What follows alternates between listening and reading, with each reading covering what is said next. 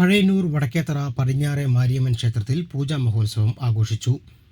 വടക്കേത്തറ പടിഞ്ഞാറെ മാരിയമ്മൻ ക്ഷേത്രത്തിലെ പൂജാ മഹോത്സവത്തിന്റെ ഭാഗമായി വ്യാഴാഴ്ച രാവിലെ മാവിളക്ക്, പറയെടുപ്പ്, വൈകിട്ട് പഴയന്നൂർ ഭഗവതി ക്ഷേത്രസന്നിധിയിൽ നിന്ന് ആന, പഞ്ചവാദ്യം, നാസിക് എന്നിവയുടെ അകമ്പടിയോടെ മാവിളക്ക് എഴുന്നള്ളിപ്പ്, ദീപാരാധന എന്നിവ നടന്നു. വെള്ളിയാഴ്ച രാവിലെ 6:30 ദീപാരാധന, 11:30 വിശേഷാൽ പൂജ, വൈകിട്ട് 5 ഉണ്ണികൃഷ്ണന്റെ നേതൃത്വത്തിൽ തായമ്പക, 6 പൊങ്കൽ പൂജ എന്നിവ നടന്നു.